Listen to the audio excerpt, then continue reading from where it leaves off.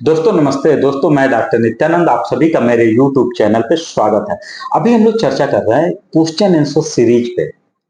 पिछले दिनों हम लोगों ने आर्गेनन से रिलेटेड क्वेश्चन को सॉल्व किया था। टोटल 60 क्वेश्चन को सॉल्व किया था। अभी हम लोग स्टार्ट करेंगे 61 से। इसमें सिर्फ एक क्वेश्चन नहीं है, इससे रिलेटेड और भी क्या क्या क्वेश्चन बन सकते हैं उस पर भी हम लोग डिस्कस कर रहे हैं। ऐसा नहीं है कि जैसे मैंने लिख दिया what is principles of homeopathy, सिर्फ इसी पे डिस्कस नहीं करेंगे कि इसका आंसर ये हो जाएगा, बिल्कुल नहीं। इसको हम लोग देखेंगे इससे और क्या क्या क्वेश्चन एराइज हो सकते हैं। तो स्टार्ट करते हैं। ये पोर्शन है आर्गेनन ऑफ मेडिसिन का, यहाँ पे नोट कर दें, आर्गेनन ऑफ मेडिसिन। इससे हम लोग क्वेश्चन आंसर सीरीज स्टार्ट कर रहे हैं। फर्स्ट क्वेश्चन क्या है? 61 क्वेश्चन क्या है? What is principles of allopathy? Allopathy का प्रिंसिपल क्या है? Similia similibus curentur, contraria contrariis curentur, aequalia aequalibus curentur, none of above. Right answer is none of above. Okay, क्यों? क्योंकि इसका कोई फिक्स प्रिंसिपल नहीं है। सिमिलिया सिमिलबस क्यूरेंचर किसका है? होम्योपैथी का, आप सभी को पता होगा, होम्योपैथी का। कंटेरिया कंटेरिस क्यूरेंचर किसका है? एंटीपैथी का, ये भी मैक्सिमम लोगों को पता होगा। ठीक है। इक्विलिया इक्विलिबस क्यूरेंचर ये किसका? आइसोपैथी का। ये सब प्रिंसिपल्स की बात हो रही है। आइसोपैथी का प्रिंसिपल जो है इक्विलिया इक्विलिबस क्यूरेंचर, एंटीपैथी का कंटेरिया कंटेरिस क्यूरेंचर, होम्योपैथी का सिमिलिया सिमिलबस क्यूरेंचर। ठीक है। तो इसमें कितने क्वेश्चन एराइज हो सकते हैं? 4 क्वेश्चन। अब और भी क्वेश्चन एराइज हो सकते हैं। फादर ऑफ होम्योपैथी कौन है? Doctor Hahnemann. एंटीपैथी के फाउंडर कौन है? बहुत इंपॉर्टेंट क्वेश्चन, सी गैलेन। ओके। आइसोपैथी के क्या है, कौन है? W lux. डब्ल्यू लक्स क्या थे? एक वेटरनरी सर्जन थे लिप्जिक में। ये बहुत इंपॉर्टेंट क्वेश्चन है। इन सबसे क्वेश्चन इसी टाइप के एराइज होते हैं। मींस हम लोगों ने क्या देखा, एक क्वेश्चन को सॉल्व किया तो देखा इसे किस किस टाइप के क्वेश्चन एग्जाम में एराइज हो सकते हैं। तो इस टाइप के क्वेश्चन एराइज हो सकते हैं। जैसे पूछ सकता है प्रिंसिपल्स ऑफ एंटीपैथी, तो क्या हो गया? Contraria contrariis curentur. Founder of antipathy C Galen. Founder of isopathy W Lux. Principles of isopathy aequalia aequalibus curentur. Clear यहां तक? हाँ ठीक है, आगे बढ़ते हैं। Decimal scale of potency was discovered by. Decimal scale potency किसने डिस्कवर किया था? Hahnemann, Hering, Boenninghausen, Kent. Right answer is Hering. यहीं पे एक बात और करेंगे, इसमें ड्रग और व्हीकल का रेशियो क्या होता है? ड्रग एंड व्हीकल का रेशियो होता है डेसिमल स्केल में 1:9। वहीं पे सेंटिसिमल स्केल में ड्रग और व्हीकल का रेशियो क्या होता है? 1:99। मीन्स 1 पार्ट ड्रग रहेगा और 99 पार्ट व्हीकल होगा। व्हीकल क्या होता है? एल्कोहल। ठीक है। तो 99 पार्ट व्हीकल होगा और 1 पार्ट ड्रग्स होगा, जो ड्रग है वो होगा। तो एक इसमें है सेंटिसिमल स्केल में। क्लियर? हाँ। 50 मिलिसिमल स्केल में क्या होगा? 1:4। 50 मिलिसिमल यहां लिख देता हूं, 50 मिलिसिमल स्केल में क्या होता? 1:4999। ये 1 पार्ट ड्रग का होगा और ए पार्ट व्हीकल्स का होगा। यहां तक क्लियर हो गया? हाँ जी, आगे बढ़ते हैं। Hahnemann first proof which drug? Doctor Hahnemann ने किस ड्रग को सबसे पहले प्रूफ किया था? सोनिनम, merc sal, Thuja, China. Right answer, या फिर इसको लिख सकते हैं cinchona bark. Right answer is China. Cinchona bark भी रहेगा तो इसका दोनों नाम नेम है। ठीक है। वहीं पे पूछ देता हैनीमैन फर्स्ट प्रूफ नोसोड, तो राइट आंसर क्या होगा? सोरिनम। अब हम लोग, ठीक है, आगे बढ़ते हैं। Biochemic system of medicine is based on मियाद excess of nutritional therapy, deficiency disorder theory, all of above. Right answer is deficiency disorder theory पे डिपेंड करता है, ये बेस है। इसके फाउंडर कौन है? Doctor Schuessler. Clear? Which one is importance for selection of remedy? Disease diagnosis, pathology, totality of symptom, prognosis. Right answer is totality of symptom. देखिए एक क्वेश्चन यहाँ पे और मैं थोड़ा इसको डिस्क्राइब करूंगा। चाइना को जो सिंकोना बार्क मेडिसिन थी, क्यूलेंस मैटेरिया मेड का 20 पेज की मैटेरिया मेड का थी, जिसे डॉक्टर क्यूलेंस ने लिखा था। उसमें लिखा था कि सिंकोना बार्क अपने बीटर और टॉनिक इफेक्ट स्टोमक में प्रोड्यूस करने की वजह से उसमें मलेरिया लाइक सिम्टम्स अपीयर हो जाते हैं, और उसको ऐसे ही एक टर्म लिखा था। वहीं से डॉक्टर हैनमैन इसको ट्रांसलेट कर रहे थे इंग्लिश टू जर्मन में। तो उनको ये मिला, उन्होंने क्या किया कि फिर अपने ऊपर ये मेडिसिन को, सिंकोना बार्क को मेडिसिन जो थी उसको अपने ऊपर मतलब टेक किया। ये भी बहुत एक इंपॉर्टेंट क्वेश्चन है कि डॉक्टर हैनीमैन ने जब सिंकोना बार्क जो लिया था कि डोजेज क्या थे, बहुत इंपॉर्टेंट क्वेश्चन है। इसको मैं छोड़ दिया था, इसको हम डिस्क्राइब करेंगे।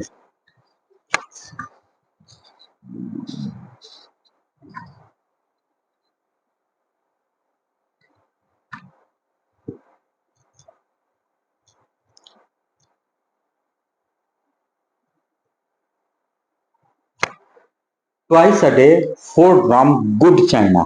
अच्छा एक और इन्होंने new method of Cullen's materia medica का जब ट्रांसलेट कर रहे थे, establish the first milestone on the new method of treatment of which Hahnemann was originated. ठीक है, इसको इंग्लिश टू जर्मन में ट्रांसलेट कर रहे थे। ये सब जो क्वेश्चन थे इंपॉर्टेंट थे, इसलिए मैं इस पर डिस्कस कर दिया। ठीक है, आगे बढ़ते हैं। Law of simplex means simple medicine, single medicine, simple and single medicine, all of above. Right answer is, इसमें थोड़ा सा मुझे कंफ्यूजन है, बट अगर मुझे आंसर देना रहता तो मैं इस क्वेश्चन को छोड़ रहा हूं। 80% ए चांस है और 20% ए चांस है मेरे हिसाब से। एक बार आप लोग इसको कंफर्म कर ले। बट यहीं पे एक और question, law of minimum means क्या होता है, मिनिमम डोजेज, और लॉ ऑफ सिंपल सिमिलर, लाभ सिमिलिया, लाभ सिमिलिया मीन्स सिमिलर मेडिसिन। लाभ सिमिलिया रहता तो सिमिलर मेडिसिन, लाभ सिंप्लेक्स है तो सिंपल सिंगल मेडिसिन, और लाभ मिनिमम है तो मिनिमम डोजेज की बात की गई है। What are the blockage in the path of cure, miasm, bacteria, virus, parasite. What are the blockage in the path of cure? Miasm, bacteria, virus, parasite. Right answer is miasm. Clear? हाँ, आगे बढ़ते हैं। Genius of homoeopathy is written by, किसने लिखा था genius of homoeopathy? Kent, Stuart Close, Weir, Hahnemann. Right answer is Stuart Close. Clear यहां तक? हाँ जी, आगे बढ़ते हैं। Who gave idea about hydrogenoid constitution, carbonitrogenoid constitution and oxygenoid constitution? इसका आइडिया किसने दिया था? लिप्पे ने, क्लार्क ने, फेरिंगटन ने, ग्रोवेल ने। राइट आंसर इज ग्रोवेल ने। Clear? Who was the first person use the word organon? Aristotle, Hahnemann, Lord Francis Bacon, Cullen. Right answer is Lord Francis, right answer is Aristotle, sorry. इन्होंने क्या किया था, first time organon word को use किया था। वहीं पे second time जो बात करेंगे, लॉर्ड फ्रांसिस बेकन ने क्या किया था, बहुत इंपॉर्टेंट है, इसलिए इस पे डिस्कस करेंगे। नोवम आर्गेनान इन्होंने लिखा था। ये क्वेश्चन कई बार एग्जाम में एराइज हो सकता है। क्यूलेंस की बात जब कर रहे थे अभी कुछ देर पहले, फिर बात कर लेते हैं। क्यूलेंस मटेरिया मेड का जो थी, क्यूलेंस कौन थे? मेडिसिन के प्रोफेसर थे लंदन यूनिवर्सिटी में। इनकी जो मटेरिया मेड का थी, क्यूलेंस मटेरिया मेड का थी। इसी को इंग्लिश टू जर्मन, बहुत इंपॉर्टेंट है, ट्रांसलेट करते समय डॉक्टर हैनीमैन को मिला था चाइना मेडिसिन। जो सिंकोना बार्क जो थी उसके बीटर और टॉनिक इफेक्ट की वजह से मलेरिया लाइक सिम्टम्स आते हैं। ये इन्होंने वहां से पढ़ा था, तो फिर वो उन्होंने इसको अपने ऊपर प्रूव किया था। ठीक है, आगे बढ़ता है। Second edition of organon publish from, बहुत इंपॉर्टेंट है। Second edition organon of medicine कहां पे पब्लिश, किस जगह से पब्लिश हुई थी? Torgau, Kothen, Leipzig, Leipzig, Paris. Right answer is Leipzig. Clear? हाँ।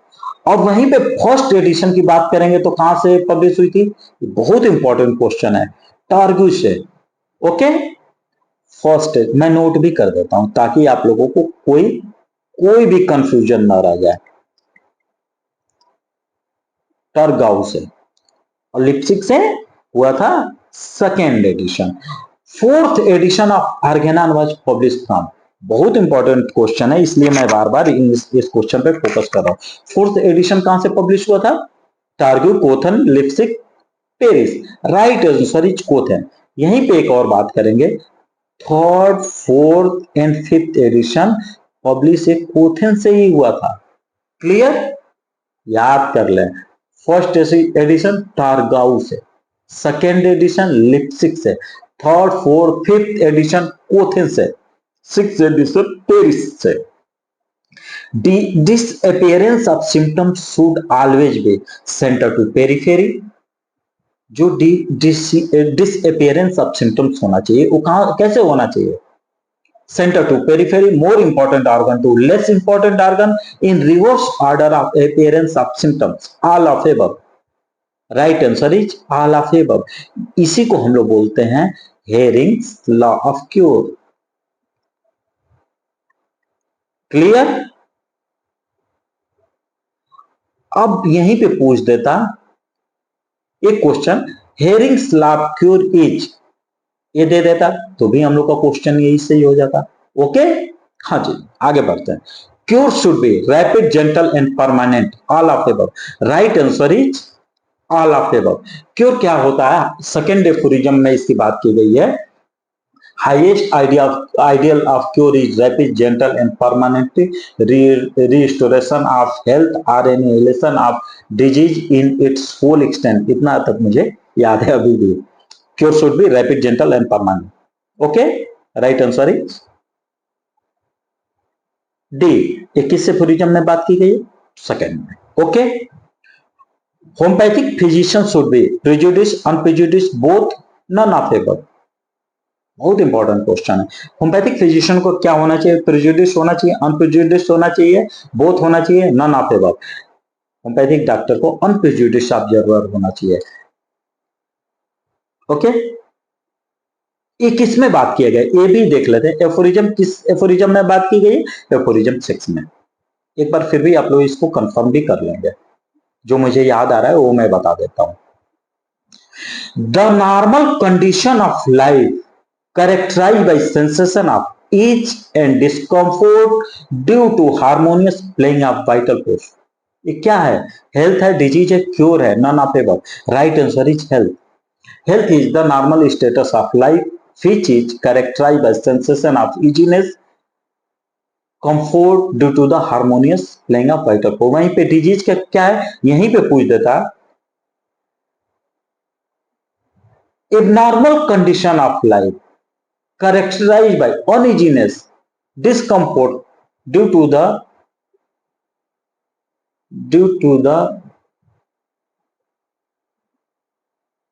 हाँ, इससे क्वेश्चन बना सकता है कि due to the disturbance in vital force, ऐसे कुछ कर सकता है। एग्जैक्ट मुझे डिफिनेशन याद नहीं आ रहा है अभी के टाइम में। Disease is the abnormal condition of life which is characterized by uneasiness, discomfortment due to the derangement of body, ऐसे ही है, एग्जैक्ट याद नहीं आ रहा। ओके, ठीक है। Hufeland remark found in which aphorism? Aphorism A 8 में ह्यूफलैंड ने क्या बोला था? Homoeopathy can remove the symptom not the disease. एक वर्ड किसने बोला था? ह्यूफलैंड ने। या ऐसे भी क्वेश्चन एराइज कर सकता है, जैसे पूछ लिया कि ह्यूफलैंड रिमार्क किस एफोरिज्म में पाया जाता है? एफोरिज्म 8 में। बट वहीं पे यदि क्वेश्चन थोड़ा घुमा के पूछ दे कि homoeopathy can remove the symptom not the disease is remark of Hufeland. Right, याद कर लें। एक्शन ऑफ मेडिसिन आज on vital force is called. जो मेडिसिन का एक्शन वाइटल फोर्स पे होता है, जैसे हमने मेडिसिन दिया उसका एक्शन कहां होगा? वाइटल फोर्स पे। तो उस एक्शन को क्या कहते हैं? Primary action, secondary action, alternating action, physiological action. Right answer is primary action. जब मेडिसिन दिया जाता है उसका जो एक्शन होता है वो क्या होता है? प्राइमरी एक्शन होता है। हाँ, अरे इस पे मैंने टिक नहीं लगाया, ओके, और छूटा क्या, नहीं, हाँ ठीक है। तो action of medicine or vital force is primary action. वहीं पे reaction of vital force against the primary action, जो प्राइमरी एक्शन है मेडिसिन किस पे, मेडिसिन का एक्शन किस पे हुआ, वाइटल फोर्स पे। तो वाइटल फोर्स क्या करेगा, रिएक्ट करेगा अगेंस्ट द प्राइमरी एक्शन। इसको हम लोग क्या कहते हैं, सेकेंडरी एक्शन। ओके, अब यहीं पे थोड़ा और डिटेल्स में पढ़ लेते हैं। सेकेंडरी एक्शन कितने टाइप्स के होते हैं, सेकेंडरी एक्शन 2 टाइप्स के होते हैं। क्वेश्चन क्या पूछ सकता है, how many types of secondary action. Secondary action 2 types के होते हैं। कौन कौन से होते हैं, ये भी इंपॉर्टेंट है। एक होता है सेकेंडरी क्यूरेटिव एक्शन। मैं सेकेंडरी ऐसे समझ जाएंगे आप लोग, सेकेंडरी क्यूरेटिव, ये भी समझ में आ जाएगा। फिर secondary counter action. Counter action किस में मिलेगा, क्यूरेटिव एक्शन किस में मिलेगा। क्यूरेटिव एक्शन जो मिलेगा होम्योपैथी में मिलेगा, और काउंटर एक्शन किस में मिलेगा, एंटीपैथी मोड ऑफ ट्रीटमेंट में मिलेगा। ओके, हाँ ठीक, reaction of vital force. Okay, chronic disease are due to, chronic disease का कारण क्या होता है, psora, sycosis, syphilis, all of above. Fundamental cause of disease is miasm. Chronic disease are due to the, यहां पे एक और क्वेश्चन पूछ सकता है, फंडामेंटल कॉजेज ऑफ डिजीज क्या होता है, मियाज होता है। तो chronic disease are due to the psora, sycosis, syphilis, right answer is D, all of above. Disease attack several person, बहुत इंपॉर्टेंट, बहुत सारे लोगों को, सेवरल पर्सन, यहां पे थोड़ा और हम करें, ये हमने एक पूरे एक कंट्री का ये हमने नक्शा बना दिया, ठीक है। एक, सॉरी क्या कर रहा हूं भाई, और थोड़ा ऊपर जाते हैं, हाँ यहां एक कंट्री हो गई, several person attack here and there same time, same time में सेवरल पर्सन अटैक होते हैं हेयर एंड देयर। इसको हम लोग क्या बोलते हैं, individual disease, sporadic disease, epidemic disease, all of above. Right answer is sporadic disease. Clear, several person, कई सारे लोग, सेवरल पर्सन, सेवरल पर्सन है attack same time here and there, बस इतना ही याद करना। इंडिविजुअल डिजीज क्या होता है, इंडिविजुअल डिजीज होता है, नाम से ही जाहिर होता है, इंडिविजुअली अफेक्ट करता है, ठीक है। और एपिडेमिक डिजीज बहुत इंपॉर्टेंट है, सेवरल पर्सन, यही सेम चीज है। अब सॉरी यहां टिक क्यों लगा दी भाई, हाँ ठीक है। ये देखते हैं एपिडेमिक डिजीज में क्या होता है, several person, several person, many person, very similar, very similar symptoms, ये भी इंपॉर्टेंट है।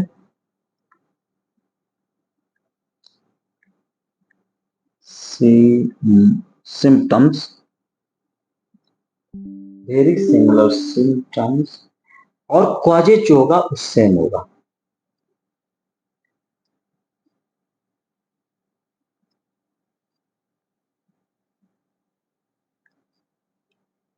ओके, बहुत सारे पर्सन, एक एरिया में बहुत सारे लोग अफेक्ट होते हैं, कारण सेम होगा, वेरी सिमिलर सिम्टम्स जो आएंगे लगभग सिमिलर आएंगे, उसी को हम लोग बोलते हैं इपिडेमिक डिजीज। इस इपिडेमिक डिजीज में हम लोगों ने देखा इसका कारण सेम होता है, लक्षण भी लगभग सेम होता है। तो हम लोग इसमें जो मेडिसिन का सिलेक्शन करते हैं उस मेडिसिन को हम लोग बोलते हैं जीनस इपिडेमिकस। क्या क्वेश्चन है राइज कर सकता है, the medicine genus epidemicus is applied in the case of individual disease, sporadic disease, epidemic disease, all of the above. Right answer is epidemic disease. Clear? हाँ जी, तो मुझे लगता है कि हम लोगों ने काफी हद तक इनको सॉल्व करने की कोशिश किया। बाकी इससे रिलेटेड कोई डाउट होगा तो आप मुझे कमेंट कर सकते हैं। दूसरी बात जो मैं बार बार बोल रहा हूँ, मेरा टेलीग्राम चैनल है, उससे आप जुड़ सकते हैं। किसी भी तरह का कोई डाउट्स होगा तो मैं वहां पे रिप्लाई दे दूंगा। बाकी यदि मेरा चैनल पसंद आए तो लाइक करें, सब्सक्राइब करें, दोस्तों में शेयर करें। और इसका मैं अपने टेलीग्राम चैनल का लिंक डिस्क्रिप्शन में दिया हूँ, वहां से आप मुझसे जुड़ सकते हैं। बाकी थैंक यू।